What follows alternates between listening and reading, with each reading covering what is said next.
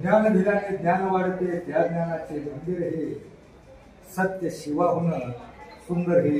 अशा सुंदर अशा तुमच्या प्रशालेच्या गुरुजनांना वंदन करून तुम्हाला बाल मित्रांना ज्ञानेश्वर झेंडुलेचा मनापासून मनपूर्वक नमस्कार.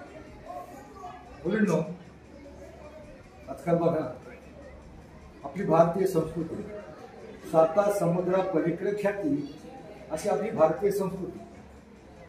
आमच्या देशामधली नारी, आमच्या देशामधली पतिव्रता महिला वट सावित्रीच्या दिवशी वडाला साथ नाही जाते. म्हणजे उधारलेले देश आहेत, अमेरिका, कॅनडा, ब्रिटन, त्यांच्या देशामध्ये समाज व्यवस्था, कुटुंब व्यवस्था एवढी विस्कळीत झालेली आहे, एवढी विस्कळीत असते की आता कोणाला कोणाचा मिळून 12-13 वर्षाचं पोरगं झालं, 10 तास टाकतात, त्याचा तपास सुद्धा करत नाही. आणि मग त्या पोराला माहीत नसतं त्याचे बाप पुढे आजोबा पुढे. देशात आमच्या देशात आजोबा, मुलं, चुलते, काके सगळे 10-15 माणसाचं कुटुंब एकत्र राहतं. आता मला सांगा मुलींनो, तुमच्यावर तुमचे आई वडील जास्त प्रेम करतात का आजी आजोबा? आजी आजोबा, बरोबर. आई वडील राहत होतात, आजी आजोबांना मुलाची एवढी काळजी असते. त्यांच्या देशातल्या मुलांना आजोबा माहीतच नसतात आणि त्यांच्या देशातल्या आजोबांनाही आपली नातवंड कोण किती कुठं आहेत माहीत नसतात. त्यांच्या देशातल्या आजोबांना त्यांची नातवंड कोण किती माहीत नसतं. पण आमच्या देशात नातवाच्या अंगावर ओरखडलं तर आजीचं काळे केलं, नातेवाईच्या पायात चाललं, आजोबाची छाती धस्त होतं. इतकी सर्वोदय आपली भारतीय संस्कृती आहे. आणि अशी पवित्र भारतीय संस्कृती स्वामी विवेकानंदाने एकच वाक्य सांगितलं, my dear brothers and sister. त्यांचा कडकडाट झाला कारण त्यांच्या देशामध्ये ही भाषा वापरत नव्हती. त्यांच्या देशात डिअर डार्लिंग ही भाषा होती, आमची भारतीय संस्कृती. परंतु अलीकडे काय झाले, अलीकडल्या बऱ्याच काही काळामध्ये मोबाईल, टीव्ही यातल्या मालिका बघून किंवा टीव्ही मधलं बरंच काही बघून आमच्या मुली भोळ्या भावल्या मुली फसवल्या जातात, नागवल्या जातात. त्याच्या मोबाईलमध्ये बरंच काहीतरी वाकडे तिकडे येतं, मुलींना हे कळत नाही. मुलांचा प्रश्न वेगळा आहे, मुलींचा प्रश्न वेगळा आहे. तुम्ही रामायण पाहिलं? रामायण पाहिलं? रामायणामध्ये महत्वाचं पात्र आहे स्त्री पात्र कोणतं? सीता, बरोबर. सीता वनवासात होती. वनवासात असल्यानंतर सकाळच्या वेळी स्नान संध्या करून केस मोकळे सोडून बसले असताना ते जाताना खाली पाहिले. समोरले खाली पाहिल्यावर तिच्या मनामध्ये मोह उत्पन्न झाला की रामाला म्हणली, प्रभू मला ह्या हरणाच्या कातड्याची चोरी हवी, हरणाच्या कातड्याची चोरी हवी. आपली सौभाग्यवती एवढा राज वैभव त्यागून आपल्या बरोबर वनवासात आली. आजकालची एखादी जर महिला असती तर ती नवऱ्या बरोबर 14 वर्ष म्हणजे जाऊ दे तिकडं बघते माझं काय ते गेले असते का? 14 वर्ष वनवासात आपल्या बरोबर आले. तिची एवढी इच्छा का पूर्ण करणे, रामाने धनुष्यबाण उचललं आणि 90च्या स्पीडनं त्या हरणाच्या पाठीमागे पळाला. आता ते हरी माया होत. मारीच नावाच्या रावणाच्या मामानं हरणाचं रूप घेतलं होतं. ते हरी ठरल्याप्रमाणे झाला, त्याला अदृश्य झालं. तिथं गेल्यावर त्यानं रामाच्या ओरडण्याचा आवाज काढला आणि रामाच्या ओरडण्याचा आवाज सिद्धीनायकला लक्ष्मणाला म्हणजे भाऊजी धावा वाचवा, त्यांच्या जीवाला काय धोका आहे, कोणत्या तरी हिव स्वपदानं त्यांच्यावर छडकाची वाचवा. लक्ष्मण म्हणत नाही माझे आम्हाला काही होऊ शकणार नाही. परंतु सीतेचा विश्वास बसला नाही. ती म्हणली म्हणजे भाऊजी तुम्हाला असं वाटतं त्यांना तिकडे काहीतरी बरं वाईट व्हावं आणि मी जातो म्हणून त्यानंही धनुष्यबाण उचलला आणि तोही रावणाच्या माग त्या हरणाच्या माग शोधासाठी रामा मागे पळाला.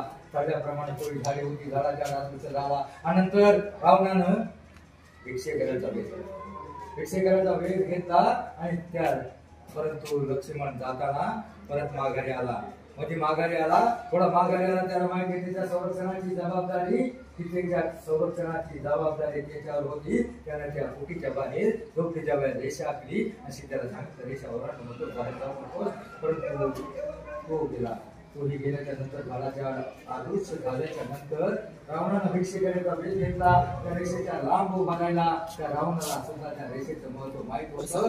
उभा राहिला आणि मोठ्यानं आरोळ दिली, ओम तत्सत भिक्षां देही, भिक्षा वाढवाय, भिक्षा वाढवाय. ते ऐकलं, पाहिलं गोसावी कुत्रे आलाय, आतमध्ये गेली.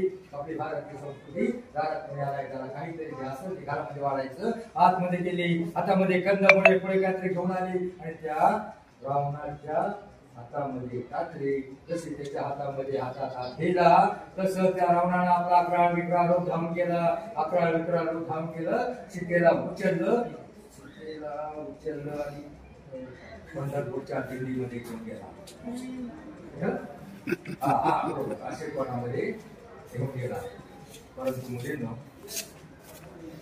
तो अशेपणामध्ये घेऊन जात असताना जटायू नावाचा एक गिधाड, जटायू नावाचा एक गिधाड पक्षी आकाश मार्गाने त्याने पाहिलं, सीतेला घेऊन झाला. त्याने धडधडते रावणावर, दोघांचं बंद झालं. रावणाला तो ऐकत नव्हता. रावणानं कळगालपणे त्याचा मृत्यू कशा ते विचारलं आणि मृत्यू विचारून त्यांचं जसं पंखात सांगितलं तसं त्याचा पंख छेडला. तो पटपडत खाली पडला. तो पटपडत खाली तळमळत असताना रावण सीतेला घेऊन गेला. आणि मग थोड्या वेळानं लक्ष्मण दोघे माहीत झाले, हातात सापडलं नाही. दोघे ज्यावेळेस माघा आले आणि मग त्यांनी पाहिलं सीता नाही. आणि मग ती इकडे तिकडे पळत सुटले. पळत सुटल्यावर त्यांना तो जटायू पक्षी रस्त्यामध्ये दिसला. आणि दिसल्यावर त्या जटायूला सांगितलं रावणानं लंकेकडे नेली. आता मुलींनो, जटायू हे गिधाड होतं, बरोबर. एका गिधाडानं स्त्रीची इज्जत वाचवण्याचा, तिला सोडवण्याचा प्रयत्न केला. परंतु मुलांनो, आजकालच्या जमान्यात मुलींनो, तुमच्या माहितीसाठी एखादा राक्षस रावणासारखा जर एखाद्या मुलीला घेऊन चालला तर कोणताही पैलवान पुढारी मध्ये पडत नाही, कुणीही सोडत नाही. उलट फार तर घेऊन जाताना पाहिलं तर ते लांबून शूटिंग करतील आणि मोबाईलमध्ये टाकतील.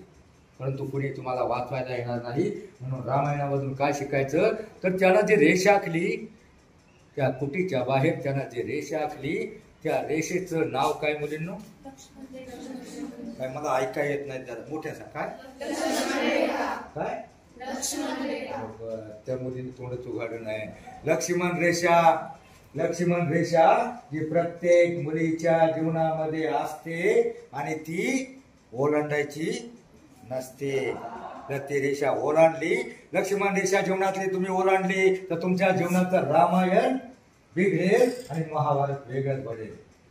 मग त्या वेळेला तो उड्डाण करू शकणारा हनुमान, रामभक्त हनुमान सीतेला शोधण्यासाठी लंकेमध्ये गेला तरी पण आजकालच्या जमान्यामध्ये तुम्हाला शोधण्यासाठी कोणताही हनुमान उपलब्ध नाही. म्हणून मुलींनी रामायणातून काय शिकायचं तर आयुष्यामध्ये लक्ष्मण रेषा ओलांडायची नाही.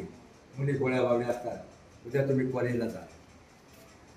कॉलेजला जाल, काही लांब पुण्याला, मुंबईला, लांब श्रीगोंदा, इकडे तिकडे जे जवळ सिटी आहे ना, त्या सिटीमध्ये उद्या तुम्ही कॉलेजला जाल.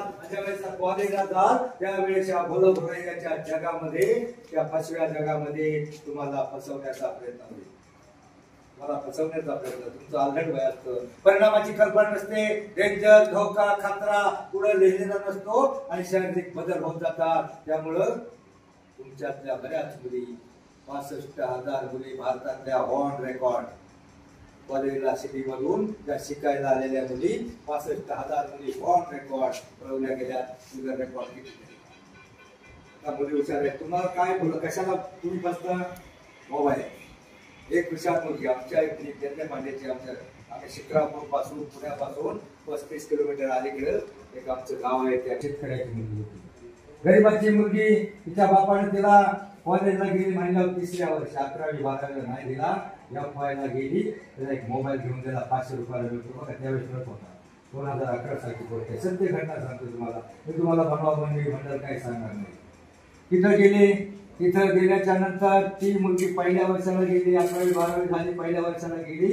आणि पहिल्या वर्षाला गेल्यावर त्या कॉलेजच्या बाहेर असे काही एक जमात आहे. त्या जमातीनं आपल्या मुली फसवण्यासाठी एक झाड टाकलंय. तिथं मोबाईल शॉपी टाकून देतात. बाहेरच्या देशातली जमात आहे ना, आपली संस्कृती नष्ट करण्यासाठी ठेवलेले. तिथे एक मोबाईल शॉपी टाकून देतात. तिथे त्यांचा फक्त कंट्रोल बसवतात, त्याला गाडी देतात, 20-25 हजार देतात, हिरोसारखे कपडे देतात. आणि मग त्याचं एकच काम असतं, कोणती मुलगी येईल आणि त्याला कोणत्या मुलीला फसवायचं. ती मुलगी, गोळी भागली मुलगी, त्याच्याकडे चार्जिंग करायला गेली. त्याच्याकडे मोबाईल रिचार्ज करायला गेली. रिचार्ज करायला गेल्यावर पहिलं त्याने फक्त नाव विचारलं, दुसऱ्या वेळेला तो थोडं पुढचं बोलला, पुढल्या वेळेला पुढचं पाऊल टाकला आणि त्या मुलीला म्हटला, हा फार सुंदर दिसतेस, अथवा मॅचिंग ड्रेस घातलाय, अथवा सुंदर दिसतेस. सुंदर दिसतेस म्हणल्यावर तुमचं चेहरा झाला आणि मग सुंदर दिसतेस म्हणल्यावर हसली. ती म्हणजे तो म्हणला, तू एवढी हुशार, ब्रिलियंट, टॅलेंटेड, तुझ्यासारख्या मुलीला इतका हलका मोबाईल वापरायचा असतो का? तुझ्यासारख्या मुलीने कशाला मोबाईल वापरला पाहिजे? ती म्हणली, माझ्या बापाची ऐकत नाही, मला हा जो मोबाईल आहे तो हिनप आहे, मला तो आहे मोबाईल तो हिनप आहे. तो म्हणला, तुझ्या बापाची ऐकत नसली मी देतो ना, मी देतो ना म्हटल्यावर त्या मुलीच्या मनामध्ये त्या स्थितीसारखा थोडासा मोह पूर्ण झाला. देतो ना म्हणल्यावर ती म्हणली, नको, हा मोबाईल मला घेतला, माझ्या बापाला जर कळलं तर तो मला ओळखी लागते.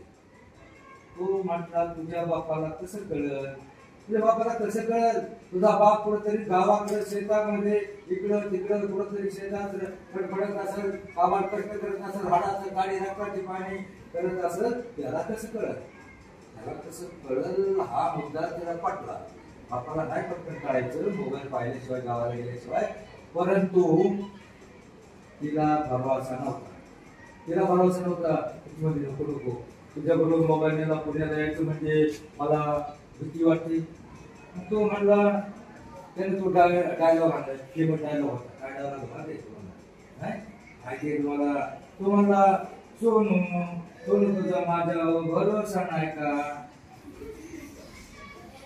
आता सोनूचा भरोसा नव्हताच, सोनूचा बिलकुल भरोसा नव्हता. पण तिच्या मनामध्ये मोह उत्पन्न झाला होता, ते करावं मोबाईल मिळणार आहे म्हणल्यावर ती तयार झाली. दोघेजण पुण्याला गेले. वेळ थोडा दिलेला आहे, अर्धा तास फक्त. मग मी तुम्हाला फास्ट मध्ये सांगतो. ती तयार कशी तरी झाली, पुण्याला गेली. त्याच्याबरोबर त्यानं 20,000 रुपये घेतले होते. तुम्हाला गणित येतं ना? 20,000 घेतले होते. 18,000चा मोबाईल घेतला. मला सांगा किती उरले? आता पोरगी पुण्यात नव्हती, त्याची खायची 5 स्टार हॉटेलमध्ये नेलं. 5 स्टार हॉटेलमधलं बिल आलं 1800 रुपये. 1800 रुपये बिल. आता किती उरले? 200 उरले. यायला 40 बसला 80 रुपये आले. मग तरी शाळा व्हायला पाहिजे ना. आता बस पकडायची चालू लवकर. आता पोरीला तर मोबाईल घेऊन गेला, आता कॉन्टॅक्ट करता येईल. काय झालं, या मोबाईल मधून कॉन्टॅक्ट जास्त व्हायला लागले. कॉन्टॅक्ट करता येईल आणि मग तो 200 रुपये उरले. शाळा व्हायचं, बस पकडायची. तर त्याने अजून त्या पोरीला खायला आला. त्या पोरीला म्हणला, आईस्क्रीम खाऊली. पण म्हणली, हा मोबाईल 180 रुपये गेले. आता किती उरले? आणि यायला किती लागत होते? 80. प्रश्न निर्माण झाला चेहऱ्यावर त्या मुलीला. मग काय प्रश्न चेहऱ्यावर घेऊन पायऱ्या उतरायला लागला. आणि पायऱ्या उतरत असताना शेवटच्या पायरीजवळ कसा आला तसा केसाचा भिकाऱ्यासारखा अवतार असलेला एक तरुण, एक सुशिक्षित तरुण भिकाऱ्यासारखा अवतार असलेला हात समोर पसरला. आणि त्याला म्हटला, 20 रुपये देना साहब, 20 रुपये देना. पाहिजे तो म्हणला, 20 रुपये का क्या करेगा? तो म्हणला, कुछ नहीं साहब, मोबाइल को रिचार्ज करना है, गर्लफ्रेंड को फोन करना है.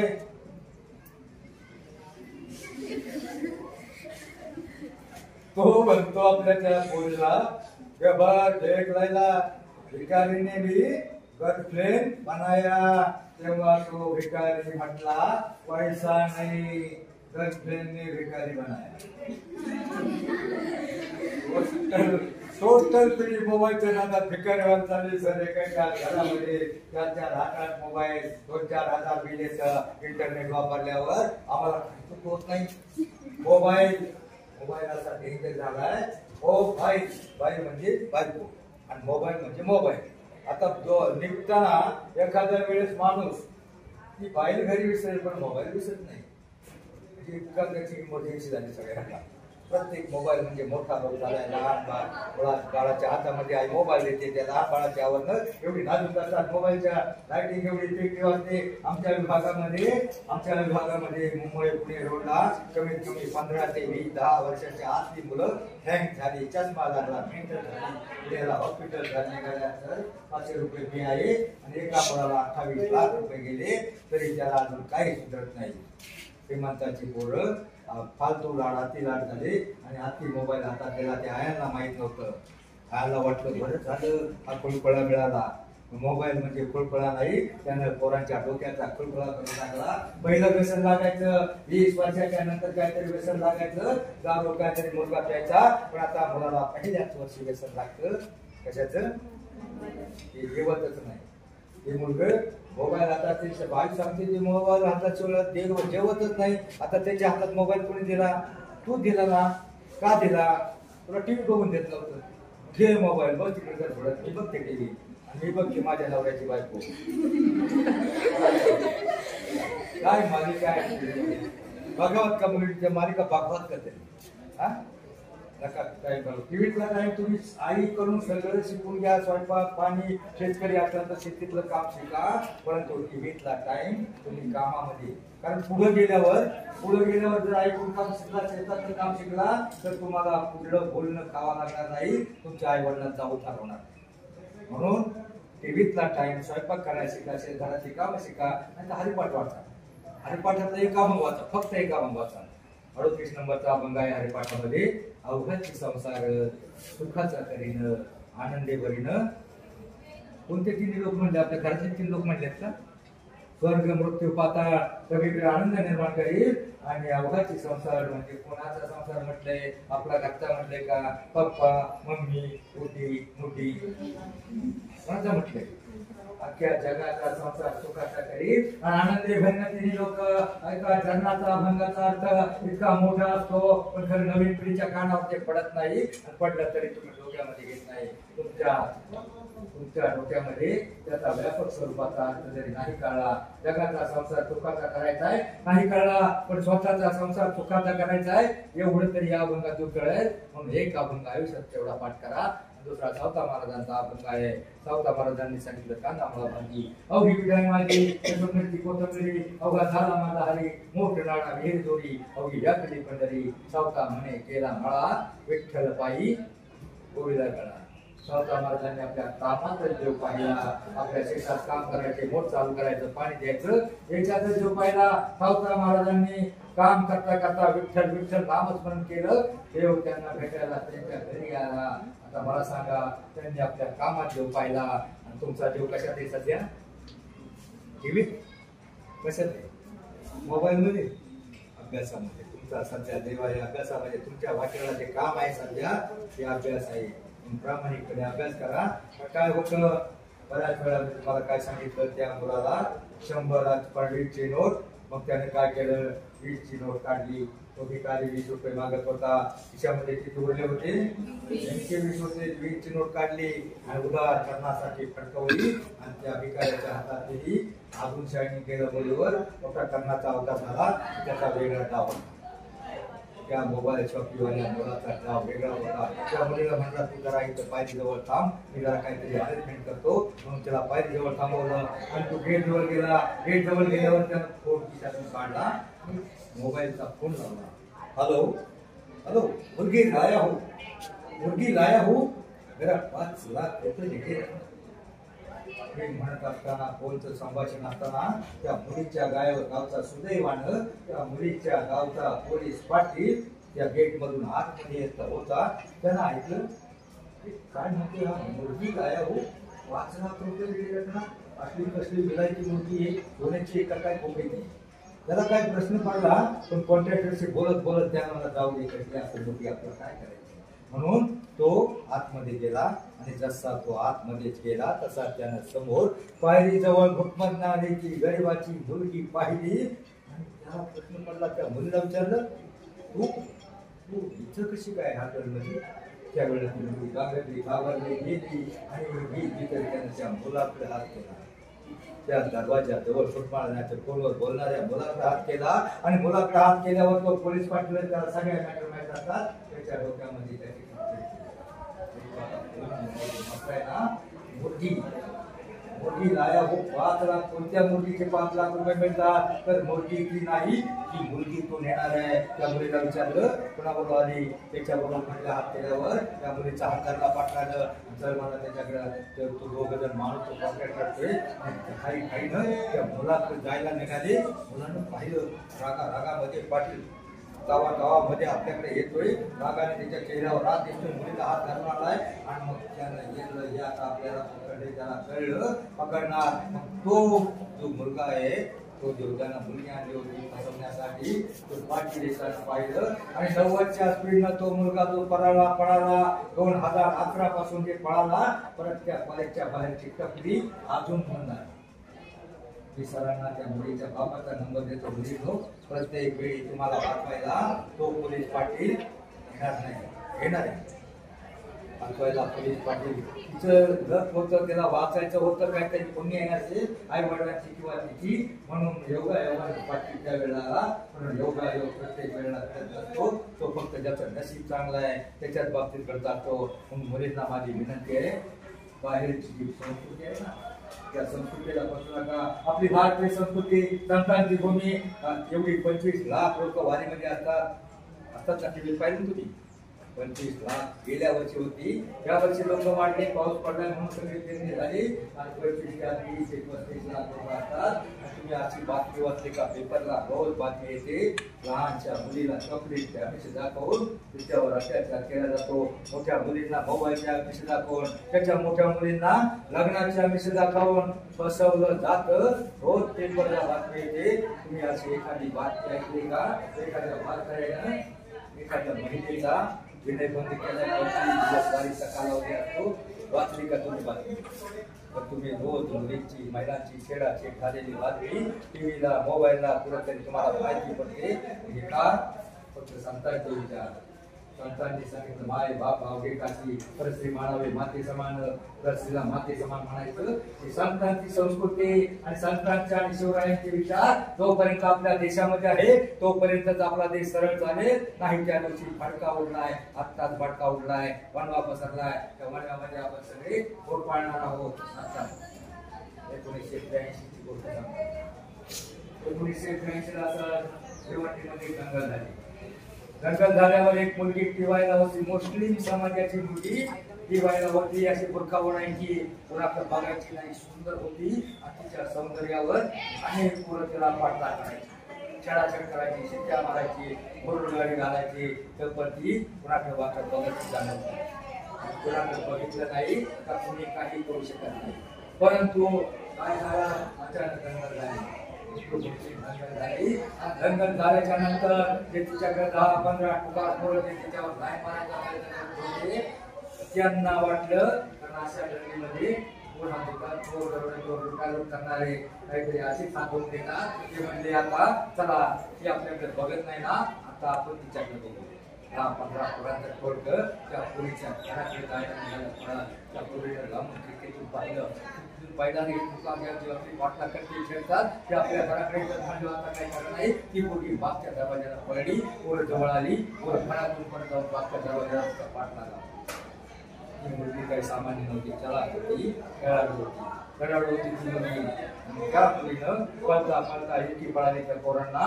त्या गलीतून त्या गली पोरं तिथं पाठलाग करतायत. परंतु ती मुलगी त्यांना सापडली नाही. कारण 3 तास ती मुलगी पळत होती. ह्या गलीतून त्या गलीत, त्या गलीतून त्या गलीत, पोरं तिच्या मागे लागली होती. सिनेमा जसा सीन असतो ना त्याच्यापेक्षा एक भयंकर ती पोरगी पळाली आणि पळता ती प्रत्येक घरामध्ये ढोकायची.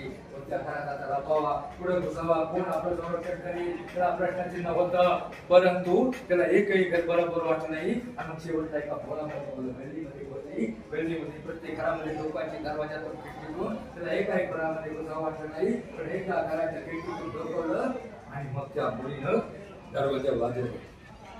25 वर्षाचा एक तरुण जवान दाढीवाला किंवा छत्रपतीचा जो पाईप होता तो दाढीवाला त्यानं दरवाजा उघडला. तिने जसं दरवाजा उघडला आतमध्ये लावून घेतला आणि ती वाट बघितली. वरच्या खाली याला काही कळेना आणि काय बाहेर डोकावलं आणि पाहिलं बाहेर डोकावून तर लांब 10-15 टुकार पळत येत होती. जो आतमध्ये आला त्यानं दरवाजा बंद केला, दरवाजा बंद केला आणि खिडकीजवळ उभा राहिला. ती पोरं धावत आली, त्याला खिडकीमध्ये याला आतमध्ये डोकावलं खिडकीतून, तर ती कोण खाली होती ती काय दिसली नाही. आतमध्ये पोरीच्या 10 होती, कोणी दिसलं नाही. आणि मग ती त्याला विचारलं, एक गडकी कोण घे घ्या, जर एक गडकी आहे ती तिथं घरी म्हणून त्यांनी सुरू केलं. ती पोरं अशी पळी 2-4 वेळा राऊंड मारले. परत आली ती पोरं 1 तासाने. अरे इतर काही ती हेच गडी नाही, ती आमने देखा आसमान खाया का जमीन खाया इतर गडी. त्याला माहीत पडला आता ज्या मुलीची लोक रोखणार आहे. मग त्यानं त्या मुलीला वाचवण्याचा प्रयत्न केला. परंतु काय झालं, 15-20 मिनिटांमध्ये ती खाली कुठलेली खाट्याच्या मुली ती पळून दमली होती.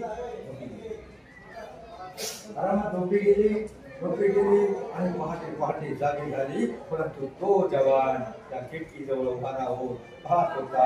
तुम्ही आलं, त्याला आवाज ऐकला का तेवढ्या पुरतं खाली येऊन झोपत होता बिछाण्यावर आणि परत आवाज लांब गेला. त्या खिडकीमध्ये पाहत होता कोण येते का काय. असा तो तरुण रात्रभर जागा राहिला. जागा झाल्यावर त्याची झोप झाली आणि पहाट खाटच्या खाली आली आणि सारखी आडी पडली.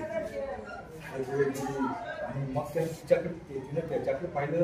त्याला म्हणजे माफ करणार मला काय तू माफ करणार, क्या माफ करणार, रातभर तू सोई और मैं इधर खडा आहे, माफ करणार.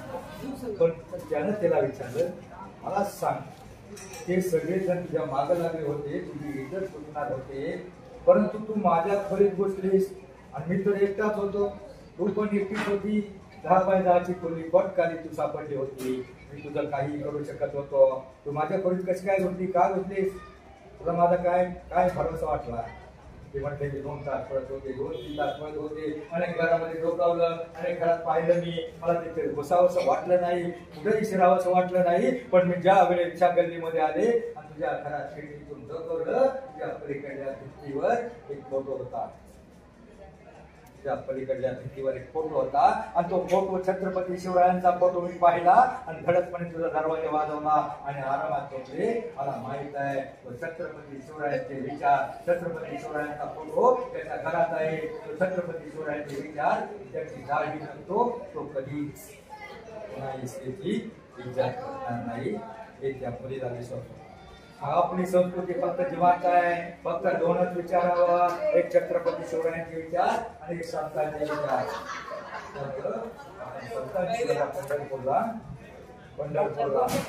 पंढरपूरला 25 लाख वारकरी असतात. मुलांनो, तुम्ही याच्यातून पाहिलं, टीव्ही मध्ये पाहिलं असेल. आणि मग ते दर्शनासाठी वाखरी पासून पंढरपूरच्या मंदिरापर्यंत लाईन असते आणि मध्ये डिवायडर असतो. याच्यापेक्षा डबल मोठा डिवायडर आहे. त्या डिवायडरवर आमच्या म्हाताऱ्या कोताऱ्या बाया उभ्या असतात. एक बाजूला ज्ञानेश्वरांची पालखी, या बाजूला तुकारामांची पालखी आणि दोन्ही बाजूला नामाला चाललेला असतो. नावाचा गजर चालू असतो. विठ्ठल विठ्ठल जय हरी विठ्ठल, माऊली माऊली ज्ञानोबा तुकाराम असा गजर चालू असतो आणि लोक आनंदाने बेहोश नाचत असतात. आणि हा सोहळा पाहण्यासाठी, आपल्या पंढरपूरचा वारीचा सोहळा पाहण्यासाठी बाहेरच्या देशातले फॉरेन कंट्रीतले जोडपी आलेले असतात. जोडपी म्हणजे ती नवरा बायको नसतात, जोडपी आलेली असतात आणि ती आपल्या मधल्या डिवायडरवर आमच्या म्हाताऱ्या बाया जरा उंच असतात, सगळ्या असतात. तिच्या माग त्या उभ्या राहून त्यांना नवल वाटतो असं त्या बाईच्या माग डोकावून ती म्हणते की आपल्या दिवाळी कपड्यावाली, ती म्हणते आपल्या मित्राला, आपल्या फ्रेंडला, हो त्याला नवल वाटतं ना, एवढा आनंद याला कशाचा मिळतोय, एवढा आनंद याला कशाचा मिळतोय, एक प्रश्न त्यांना नवल वाटतं, आश्चर्य वाटतं. आणि आपल्या फ्रेंडला म्हणते, ओ वंडरफुल, ओ वंडरफुल. आमची एक गाडवाली म्हातारी होती शेजारी, ती म्हणजे भावाने हे वंडरफुल नाही पंढरपूर आहे.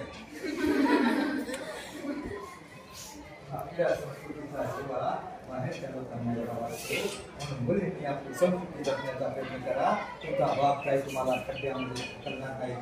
20 वर्षे तुम्हाला वाढवले, अंगा खांद्यावर खेळवलंय. एक मुलगी आमच्या बाबतीत तिच्या लग्न केलं, त्याला बरीच झाली, त्याला बरीच छळ आली. त्या मुलीची आई, त्या मुलीची आई ती म्हणली आम्हाला फ्लॅट नाही. दुसरं स्थळ आलं, ती म्हणली याला गाडी नाही.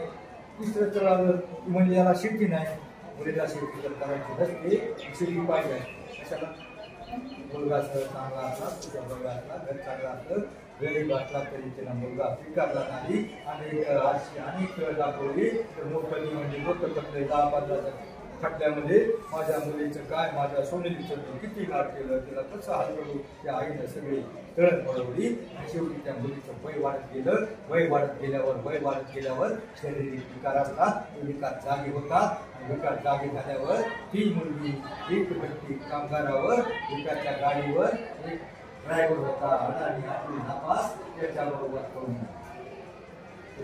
पळून गेली आणि त्यावेळेला ते आईवडील पोलीस स्टेशनला आलते 45 वर्ष पत्रकारिता करतो आम्ही नेमकं योगायोगाने त्या ठिकाणी हजर होतो आणि मग ती आई वडील आले आणि ती आई मोठे आता तोंड धडायला लागली बबले तुझं कशाला गेली मग पोलीस स्टेशन बाहेर बसून तोंड धरायला आता तोंड धुंकाळतो तेव्हा तोंड बंद ठेवायचं ना कशाला प्लॅन पाहिजे 15 माणसं काढू आपली एकत्र कुटुंब पद्धती आहे ना हीच खरी पद्धती आहे आपल्यासारखा समाज आपल्यासारखी संस्कृती आपल्यासारखं संस्कार कोणत्याही देशात नाहीत आणि मग तिचा बाप त्यावेळेला मुलगी पळून गेली त्यामुळे तिचा बाप रडून पोलीस स्टेशनच्या बाहेर बेजार झाला अख्खी फरशी ओली झाली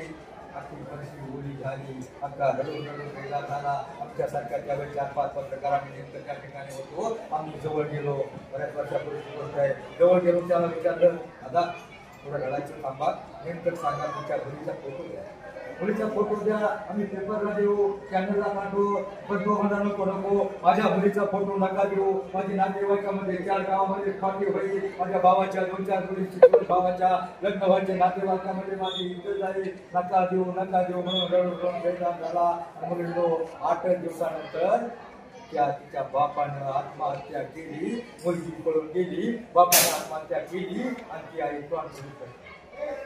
म्हणून तर फक्त मुलगा चांगला हवाय त्याला संस्कार हवे एवढंच हवे आता आपली तुम्ही भोळ्या भाबड्या मुली तुमच्यावर संस्कार नक्की आहेत आपली भारतीय संस्कृती तुमच्यावर संस्कार नक्की आहेत परंतु तुम्हाला अजून एक सांगतो तुम्ही उद्या कॉलेजला झाल्यावर बोलू याचं जग आहे तुम्हाला फसवायला अनेक तत्वे बाहेरच्या पाश्चात्य संस्कृतीतला एक डेंजर शब्द काय निघालाय त्या शब्दाला बोलून तो शब्द माणूस सहज बोलून जातो आणि तो शब्द फार फसवा असतो काय म्हणतात त्याला एखादा तिथं गेल्यावर तुमच्याशी बोलायचा प्रयत्न करेल आणि सहज बोलता म्हणेल काय इंग्लिश मध्ये एक जुना बिकॉम आहे मला इंग्लिश मी आठवत नाही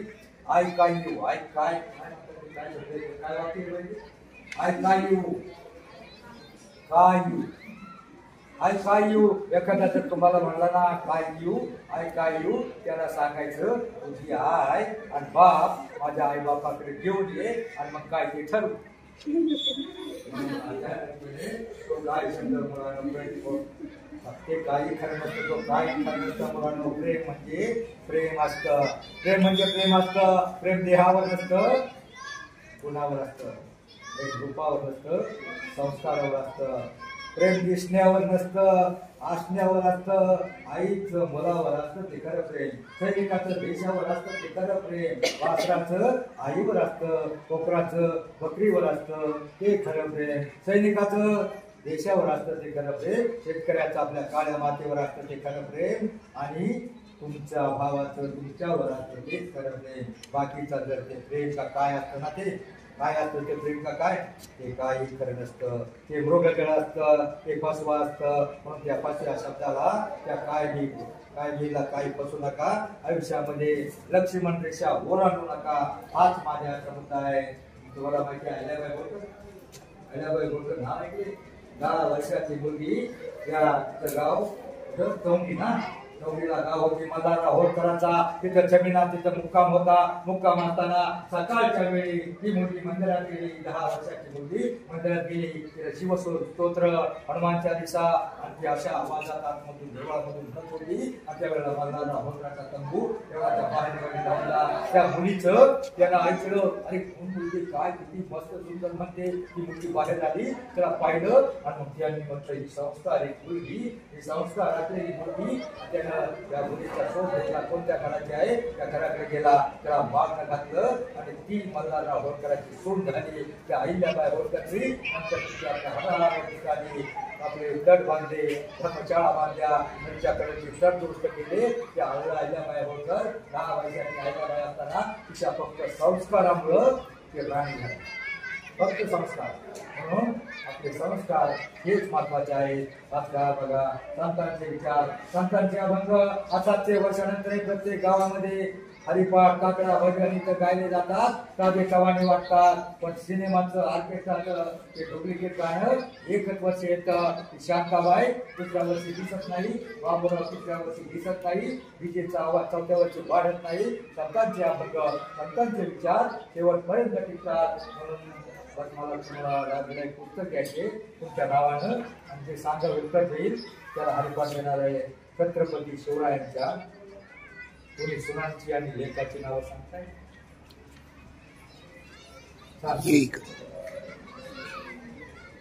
छत्रपती शिवरायांच्या जगावर कसं छत्रपती शिवरायांनी शिकवलं, मारावं कसं शाहूराजांनी शिकवलं, आणि वागावं कसं संतांनी शिकवलं. त्यांच्या मुलांची, नातींची नाव, मुलांची नावं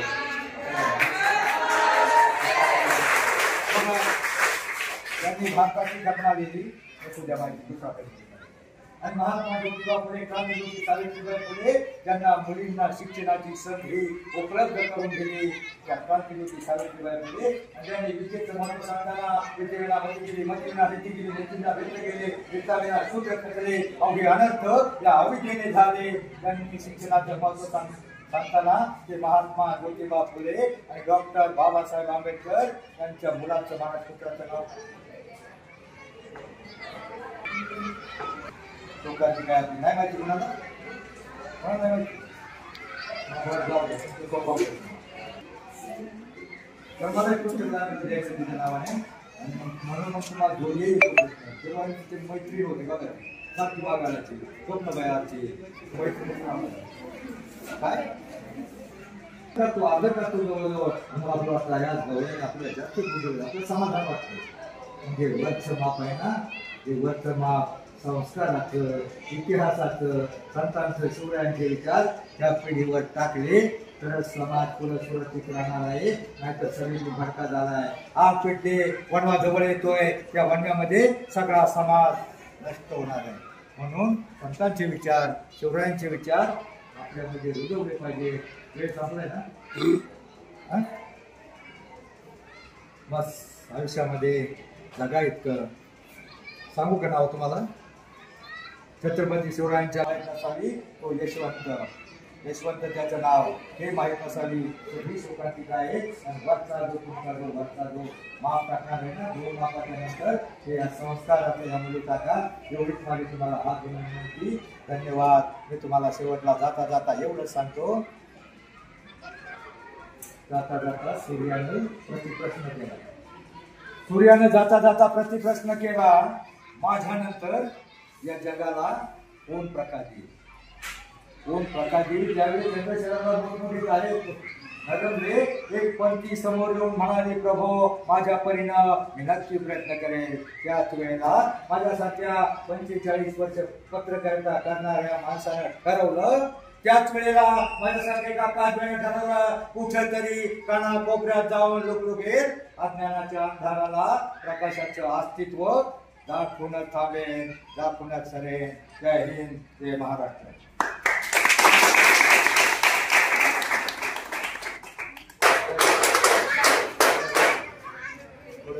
आजकाल समाजामध्ये जे चाललेलं आहे ते समाजासाठी किती घातक आहे, आपल्यासाठी किती घातक आहे हे त्यांच्या व्याख्यानामधून, त्याचप्रमाणे अध्यात्माबद्दलची माहिती तुम्हाला सांगणार आहे. तर तुम्ही सर्वांनी शांत बसून 10-15 मिनिटं ती ऐकायची.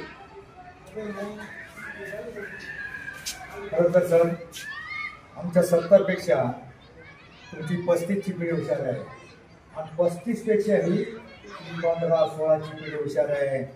पण भानगड काय झाले तर जास्तच हुशार आहे. ते चांगलं एक तर यांच्यापर्यंत पोहोचत नाही, पोहोचलं तरी ते डोक्यात घेत नाही. संतांचे अभंग, संतांचे अभंग 700 वर्षानंतर प्रत्येक गावात हरिपाठ, काकडा, भजन, प्रवचन याच्यामध्ये गायले जातात. ओघाची संसार सुखाच्या करीनं देखा अंजली गांधले सुंदर ते ध्यान उभा बेटेवरी किंवा देवाच्या घरी. काजे तवाने वाटतात, परंतु क्रिकेटची ऑर्केस्ट्राची सिनेमाची गाणी एकच वर्ष येतात दुसऱ्या वर्ष दिसत नाही ती गाणी त्यांच्या डोक्यात बसतात संतांच्या त्यांच्या डोक्यामध्ये बसत नाही असं डीजेचं एक गाणं आलं होतं 8 वर्षापूर्वी लोकांनी त्या बाईच्या घरापुढे जाऊन इतका धिंगाणा केला की बाई बाहेर निघाली नाही आणि ते गाणे दुसऱ्या वर्षी दिसलं नाही काय बाईचं नाव होतं त्या मीराबाई जनाबाई मुक्ताबाई महिनाबाई काय नाव होतं कोणतं गाणं होतं विजेचं कोणतं रे शांताबाई आता मला सांगा हे शांताबाई नाव तरी या 4 संतांच्या नावात बरं वाटतं का मग ती शांताबाई तुमच्या डोक्यात बसली शांताबाई गेली आला बाबूराव दुसऱ्या वर्षी नामदेव एकनाथ तुकाराम चोखा सेना सावका त्या संतांनी तुमच्यासाठी एवढं साहित्य निर्माण केलं त्या संतांचे विचार डोक्यामध्ये असते तर आपली भारतीय संस्कृती आणि टिपू शकते मुलांना मोठ्या मुलांनी राजकारण करू नये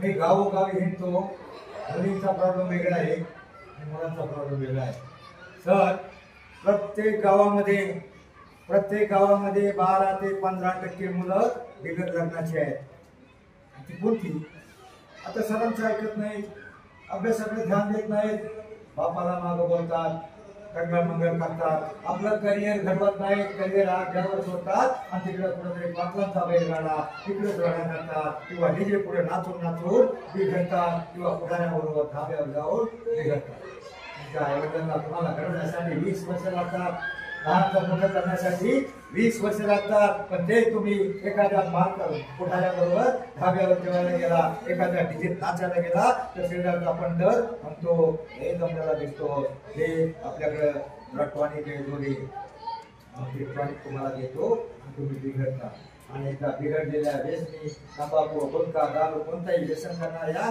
मुलांना करिअर न घडवणाऱ्या मुलांना मुलगी मिळत नाही अशा प्रकारे 10 ते 12% मुलं सरासरी 15% मुलं प्रत्येक गावामध्ये बिघड लग्नाचे आहेत की तुमची लग्न व्हावं तुमच्या गावी जाईल तुम्ही मागं बोलता बापाला मागं बोलता सरांना मागं बोलता हिरोगिरी करता बोरगाडी जवळता मुलींना खेळाखेळ करता आणि एखाद्या मुलाला पूर्ण खेळता पोलीस स्टेशनमध्ये गुन्हा नोंद होतो त्याचं करिअराचं बरबाद होतं आणि शायनिंग न करता आपलं करिअर करा मला माहिती आहे आता तुम्ही राष्ट्रपती होऊ शकत नाही APJ अब्दुल कलाम होऊ शकत नाही जाकीर हुसेन होऊ शकत नाही आता तुम्ही राष्ट्रपती होणार नाही परंतु तुमची एवढी आपलं करिअर करून तुम्ही पती बनू शकता राष्ट्रराव दे बाबा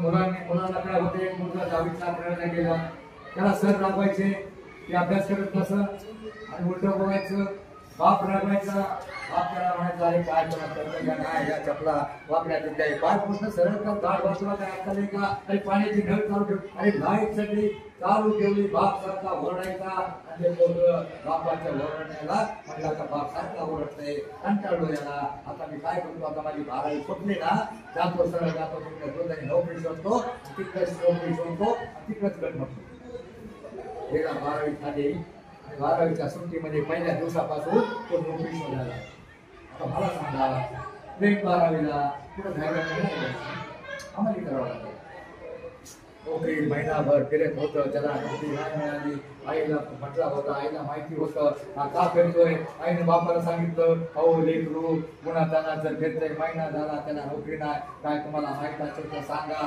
मी म्हटला तुला सांगतो तू त्याला सांग तो माझ्याशी नीट बोलत नाही मग त्याने आईला सांगितलं आईनं पोराला सांगितलं बापाने सांगितलं आईला आणि मग पलीकडे 2 किलोमीटरवर एक गावाच्या बाहेर नवीन कंपनी तयार होतो त्या कंपनीमध्ये जायला सांगितलं तिथं तो कंपनीमध्ये गेला सकाळ गेला आणि कंपनीमध्ये गेल्यावर मोठी कंपनी होती बाहेर कंपाऊंड होतं कंपाऊंडच्या आतमध्ये मोठं हॉल होता हॉलच्या आतमध्ये ऑफिस होतं आणि त्या कंपाऊंडमधून रोडवरून कसा आत शिरला कसं त्यावेळेला आत शिरलं पाहिलं त्या गेटच्या कडेला 15-20 नळ चालू होते आणि त्या नळाचं पाणी असं रस्त्यावर बाहेर चाललं होतं आणि ते रस्त्यावर पाणी जाऊन लोकांना परत काय घसरण्यासारखं झालं होतं ते नळ त्याने पाहिले आणि मग त्याच्या डोक्यात आलं बापाचे शब्द आले पाणी किती वाया घालवतो नळ बंद कर त्या बापाचे शब्द आठवले त्यांनी सगळी नळ बंद केले आणि वैतागतच पुढे निघाला पुढे निघाल्यावर हॉलमध्ये एंट्री केली. हॉलमध्ये एंट्री केल्याच्यानंतर हॉलमध्ये एंट्री केली. हॉलमध्ये एंट्री करून पाहतो या हॉलमध्ये कोणीच नाही आणि सगळे 30-25 फॅन आणि सगळ्या लाईटी बंद. लाईटीने त्याचे डोळे बापाचे शब्द आठवले. आणि तुला काय कळतं का नाही, इथं कोण नसताना लाईट चालू ठेवून बाहेर जातो, तुला कळतं का नाही? गावा मूर्खा, शब्द बापाचे आठवले आणि त्या सरकी त्यानं सगळ्या लाईटी बंद केल्या, फॅन बंद केले आणि मग आतमध्ये गेला. जसा ऑफिसमध्ये शिरायला लागला तसे 2-4 पाय पोचणे हातून उलटे पाय पोचणे. एका पाय अडकला, खाली बघितलं तर पाय पोचणे उलटे पाडले. बापाचे शब्द आठवले, अरे तुला काय शिस्त आहे का नाही, ते पाय पोचणे सरळ कर मूर्खा. आणि मग ते बापाचे शब्द आठवले, त्यानं वैतागून खाली वाकला. ते सगळे पाय पोचणे सरळ गेले. आतमध्ये गेला. आतमध्ये हॉलमध्ये सगळे 15, 20, 25 उमेदवार लाईन मध्ये बसले होते. तो मागे गेला. शेवटच्या नंबरला बसला. प्रत्येक उमेदवार दाखवता जायचा. आतमध्ये ऑफिसमध्ये जायचा. पलीकडल्या दरवाज्यातून उमेदवार बाहेर यायचा. 1 मिनिटामध्ये प्रत्येक जण बाहेर यायचा. याला काही समजेना 1 मिनिटामध्ये काय इंटरव्ह्यू घेतात का नाही घेतात, काय चर्चा चालली तो बघत होता. सगळे 20-25 उमेदवार संपले. शेवटी याचा नंबर आला. याचा नंबर आल्यावर तो आतमध्ये भीत शिरल्यावर सगळे मॅनेजमेंटचे कमर्शियल बिझनेस अकाउंट सगळे मॅनेजर, याचा मॅनेजर, कुमार बिसन मॅनेजर सगळे उभे राहिले उठून. तो जसा आतमध्ये शिरला आणि त्याला नाव विचारलं त्यानं नाव सांगितलं. ते नाव अपॉइंटमेंट लेटर एक तयार होतं रेडी. त्या लेटरवर लिहिलं आणि त्याच्या हातात दिलं. त्यानं ते पाहता त्याला काय कळेना. आपली चर्चा करतात का काय, आपल्याला काही विचारलं नाही, इंटरव्ह्यू नाही, काही नाही. आणि आपल्याला सिलेक्ट केलं कसं, त्याला HR मॅनेजरने जात चाललं. त्याच्या चेहऱ्यावरलं प्रश्नचिन्ह पाहून तुला असं वाटतं ना, तुला आम्ही इंटरव्ह्यू घेतला नाही, तुला काही विचारलं नाही, काही प्रश्न विचारले नाही. आणि सिलेक्ट कसा केला तर आमचे प्रश्नच असे होते. आम्ही गेट पासून हॉल पासून दरवाजापर्यंतच्या ऑफिसमध्ये प्रत्येक ठिकाणी CCTV कॅमेरे लावले होते. प्रत्येक ठिकाणी CCTV कॅमेरे लावले होते. आणि आम्ही येताना पाहत होतो सगळे 25-30 उमेदवार आले. त्यातल्या एकानंही फॅन बंद केला नाही, पाण्याचे नळ बंद केला नाही, पाय पोचणं सरळ केलं नाही. आणि मग तूच असा एक उमेदवार आम्हाला दिसला की तू सगळं सरळ केलं. आणि मग तुझ्यावर तुझ्या आई वडिलांचे असे संस्कार आहेत, तू नक्की आमच्या कंपनीचा फायदा करशील, आम्हाला विश्वास वाटला. आणि म्हणून आम्ही तुला सिलेक्ट केलं. तर सांगा बरं, त्यांनी संस्कार ते काय केलं, वैतागून केलं ना. बाप सारखा ओढायचा, लाईट बंद करा, हे करा. मग त्याला दाखवलं आणि आपला बाप होता त्या ओळखीमुळे आपण हे सगळं केलं. आणि मग तो गेला, धावत गेला, बापाच्या पाया पडला. मला माफ करा दादा, मला माफ करा, माझं चुकलं, तुमचा मला राग येत होता, मला धरणावत होता, तुम्ही माझ्यावर ओढत होता, मला रडवत होता, मला खडीला रडवत होता. पण त्याच वेळेला तुम्ही मला घडवत होता. म्हणून बाप आहे वडील शिक्षक मला कधीही तुमचं जगात फक्त 3 लोक आहेत. तुमचं भलं चित्तात असे जगात फक्त 3 लोक आहेत. कोणती 3 लोक आहेत सांगताय तुम्ही? फक्त 3 लोक आहेत. आई वडील शिक्षक, फक्त 3च लोक आई वडील आणि शिक्षक. ही 3च लोक तुमचं भलं चित्तात, बाकीचे सगळे तुमचे कॉम्पिटिटर असतात. तुमच्या पण त्या शिक्षकाला आपल्या मित्राला सांगता येईल, अरे माझा विद्यार्थी कलेक्टर झाला. बस एवढ्यासाठी तुमचे आई वडील तुमच्या आई वडिलांची काही स्वप्न नाही. तुमच्या आई वडिलांना पाठवायचं नाही, कोणाला मदत शिक्षार्थ तुम्हाला भेटून द्यायचं नाही, तुम्हाला हिंड हरवायची नाही. तुम्हाला फक्त शिकवून सावरून मोठं व्हायचंय. तुम्हाला घडवण्यासाठी तुमच्या आई वडिलांना हायस्कूल तुम्हाला घडवण्यासाठी तुमच्या आई वडिलांना 20 वर्ष लागतात. तेच तुम्ही एका वरातीमध्ये पुढाऱ्याबरोबर बिघडू शकता. म्हणून माझी तुम्हाला विनंती, आयुष्यात वाईट माणसाच्या जवळ सुद्धा जाऊ नका. एक वाईट प्राणी असतो तर पण तो रंग बदलतो. काय त्याचं नाव?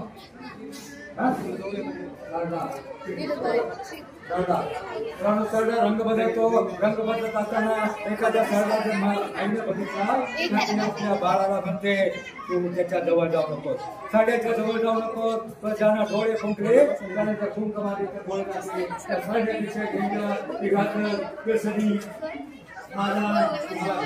लोक या समाजात आहेत. आयुष्यात त्यांच्या जवळ सुद्धा जाऊ नका. आयुष्यात त्यांच्या जवळ सुद्धा जाऊ नका.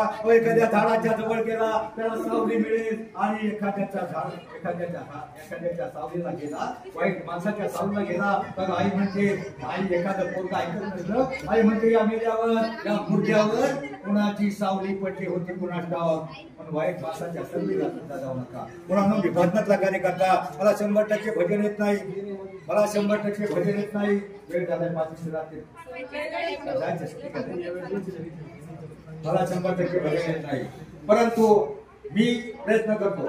एका ठिकाणी भजन चालू होतं आणि भजनाची स्पर्धा होती. तिथे आमचे 12 उमेदवार, त्याच्यात 12 नाटक खेळाडू. फक्त माग म्हणायचं कोर्स मागा त्याला. भजनामध्ये निवड, ताल, लग्न, संगीत आणि आलाप अनेक प्रकार असतात. मी म्हटलं मी कुठपर्यंत फास्ट सांगतो, मी कुठपर्यंत माग म्हणायचं मी प्रॅक्टिस करत होतो. मी माझी गाडी येतपर्यंत एका झाडाखाली उभा होतो, पाठीमागे होतो कुणाचं तरी. मी त्या झाडाखाली उभा राहून प्रॅक्टिस करायला लागलो. आता भजनामध्ये वैशिष्ट्य लागतं. चुन्नुक टाळवाजरी पाटामधील पाणी प्राण पाखरा संग गातो तुझी विठ्ठला गाणी. विठ्ठल विठ्ठल जय हरी विठ्ठल म्हणा. शास्त्रीय गाणं सांगतो, टाळ्या मोठ्याने वाजवल्या आणि विठ्ठल म्हणून एक शास्त्रीय गाणं आहे. विठ्ठल विठ्ठल जय हरी विठ्ठल विठ्ठल विठ्ठल विठ्ठल विठ्ठल.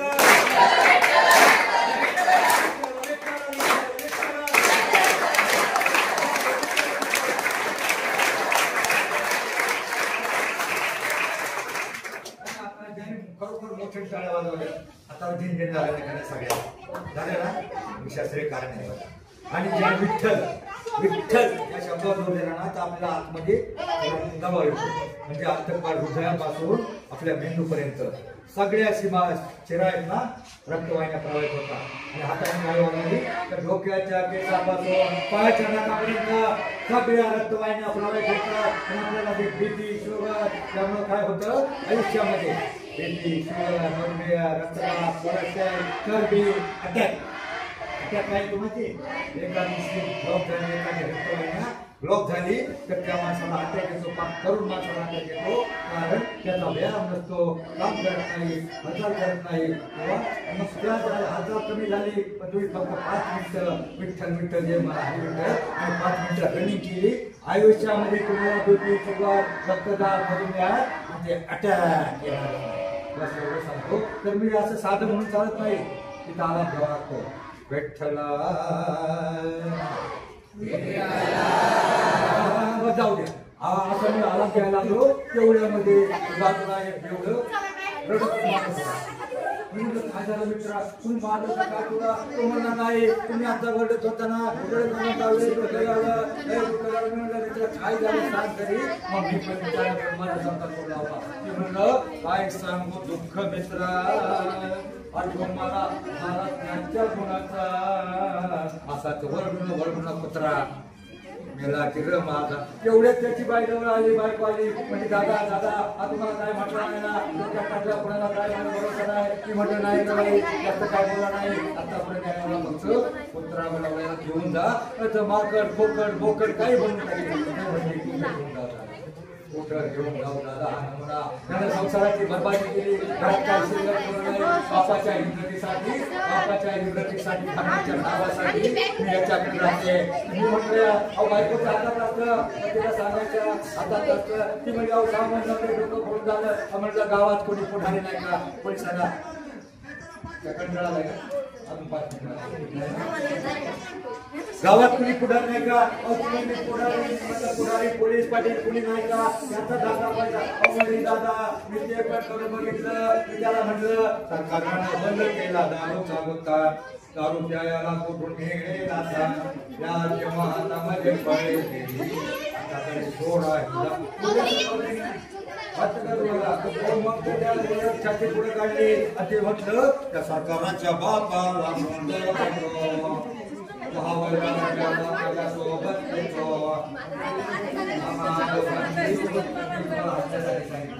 हे मी तुम्हाला हसण्यासाठी सांगितलं नाही. माणूस एकदा बिघडला काय विचार फुटत नाही. काय झालं होतं रात्रीच्या वेळेची पार्टी झाली होती. कोणी पाकिट चकणा आणायचा, कोणी तेल आणायचं, कोणी मीठ आणायचं, कोणी रवा आणायचा, मसाला आणायचा, कोणी पीठ आणायचं. त्याच्या घरी नेमकं बकरू होतं. त्याच्या घरी बकरू होतं. त्याने ते बकरू म्हणून 12 वाजता आला आणि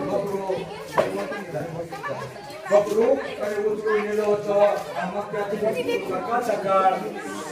सकाळ सकाळ तो घरी आला आणि बायकोला म्हटला हे बकरू कसं. तेव्हा बायको म्हटली ते बकरू जाऊ द्या. रात्री कुत्रा उचलून गेलं होतं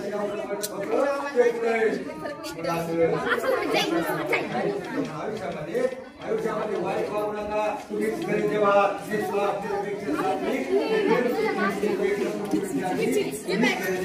तुमच्या देवपणाला माझा नमस्कार. धन्यवाद.